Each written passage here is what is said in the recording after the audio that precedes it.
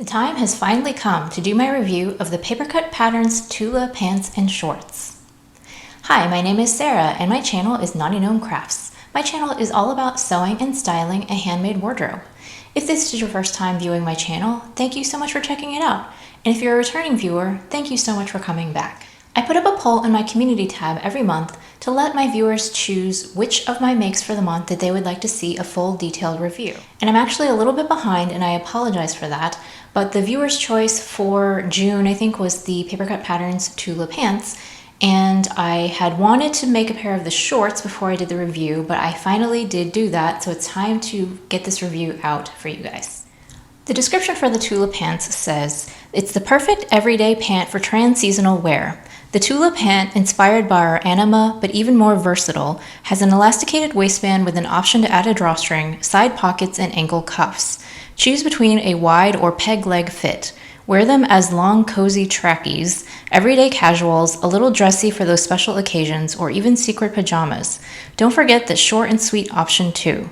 Your options are almost endless with these pants of your dreams." And this pattern comes in two different ranges. There is the original size band, which goes from 1 to 8, and the curve size range, which goes from 6 to 14, and I made the size 2.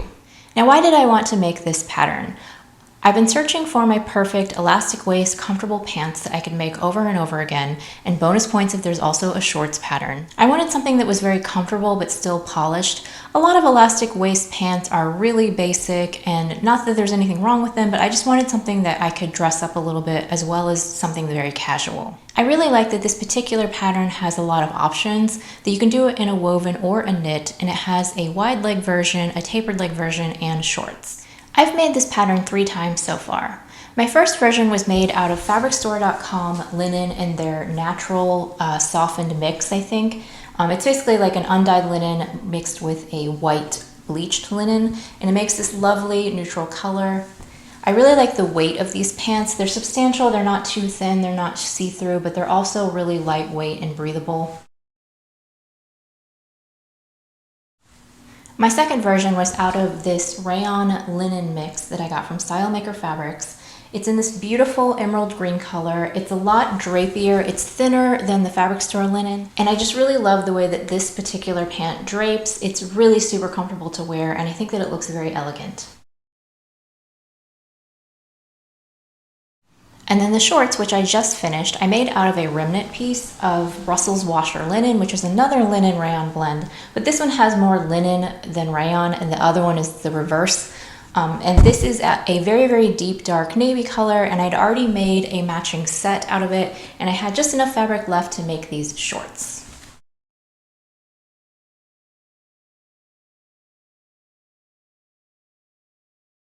As usual with any pants pattern that I make, I have to make extensive alterations. For the pants, I shortened them 3.5 inches, and for the shorts, I left the length as is. I also altered both the rise and the crotch point, so I changed the shape of the rise in order to fit my proportions, and then I also added to the crotch point in order to make more room for my thighs. Now, I did make one change from when I made the pants to when I made the shorts, and that is because I bought recently a fitting book by Gina Renee Designs. I'll link it in the description box. And when I was reading that book, I knew this at one point, but I just forgot. But different styles of pants should have a little bit of different ease in the rise measurement. So basically, the baggier your pants are, the lower they should sit on your body. I had basically just forgotten that. And so for the 2 pairs of pants that I made the rise so that it basically matched my body measurements. And I should have left a little bit of extra space. So I did notice that for both of the pants, I do get just a slight wedgie in the back. And so to take care of that for the shorts, I added 1 inch to the rise on both the front and the back to just drop that crotch down a little bit and make it more suited to the style. And I believe that I have fixed my wedgie problem. I know it's really hard to see in the photos and in the video because it's so dark, but I do not notice the wedgie in the short version. I think that that took care of my one fitting issue that I had with the pants. Papercut pattern instructions are very easy to follow. They have diagrams and step-by-step instructions. I really like actually that Papercut uses 3/8" seam allowances because I feel like it wastes less fabric.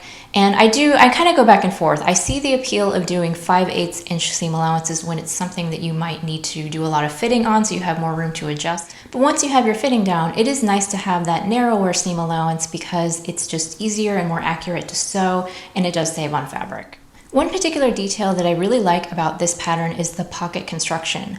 Now these pants have your basic inseam pockets, but they're made in a totally different way than I've ever done it before. So both of the pocket bags are actually sewn to the front, and the back of the pocket bag kind of works as a facing. And it's going to be really hard for me just to describe this, but I'll try to take some pictures.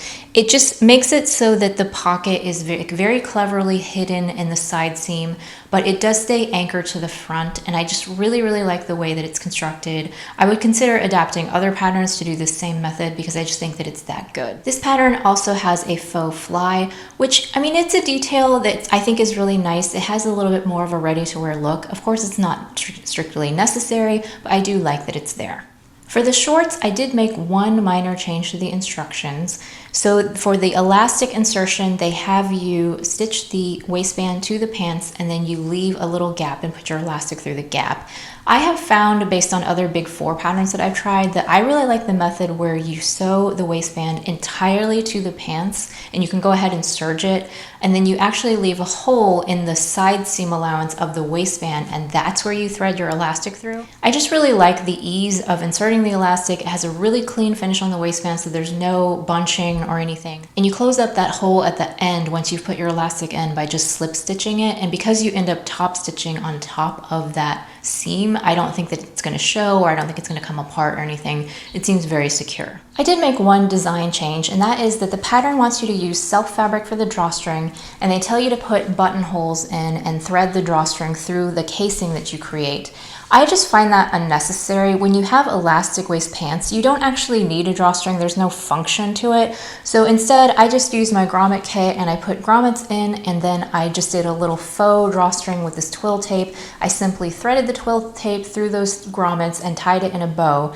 And I find that there's no real drawstring, so it doesn't get in the way when you're trying to pull the pants on or off. Sometimes when you gotta have a drawstring, I find that can be a little bit constricting. So I just like having the look of the drawstring without the function of it. And I did that on the linen pair and then also on my shorts, but I skipped it on the green pair because I just wanted them to be a little bit more formal looking, and the drawstring's very casual. If you're enjoying this video so far, I really would appreciate it if you would give me a thumbs up because it helps more people find my channel. Thank you so much for helping my channel grow. Now hopefully I've been inserting pictures and clips of these various pieces so you can see what they look like on. I do briefly want to apologize that my styling is not quite up to par today because I actually got stung by a bee a few days ago on my chest, and it's really quite painful, and I can't really stand to have anything touching this area right now. So I can't wear necklaces, I can't wear high neck tops, so I kind of had to just sort of make do with what I could stand to wear in order to show you these pants. Hopefully that's not an issue, but we're just going to move on from there. So would I sew this pattern again? Absolutely. I think that this has become a tried and true pattern for me. I will go back to it again and again. One thing that has signaled to me that this is a TNT for me is that I stopped getting pattern FOMO for other similar patterns. So a lot of times if I'm scrolling on Instagram or watching YouTube videos and I see somebody make something, I think to myself like, oh, those look really good on them. I should try that pattern. What if it's better than my other pattern that I already have? And I just get this feeling like I need to try all the things. But actually this pants pattern, I feel really satisfied with it. I think it'll be my go-to elastic waist pants and shorts. I like that it has all the different views, and I think it'll prevent me from having to go out and buy something like the Helen's Closet Arden pants or the Love Notions Resolution bottoms. Not that there's anything wrong with those patterns. I'm sure that they're equally wonderful, but I just feel like I'm satisfied with this pattern and I can just stick with it. And now that I've gotten the fitting just right, I don't feel the need to buy another pattern and go through that process again. I was also thinking about expanding this pattern perhaps. I do want to try the tapered leg at some point. I was also thinking that these would make a really great pair of pajama shorts, and really all I would need to do is just eliminate the pockets, probably eliminate the faux fly because it's not necessary on PJs, maybe lower the rise a little bit, and I think they'd make the perfect pajama shorts. So that's really all I had to say about the Papercut Tula pants and shorts.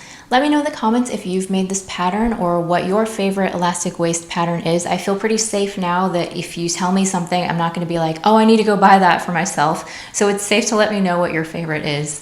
Thank you so much for watching my videos. I appreciate that you take time out of your day to watch my channel, and I'll see you again next time.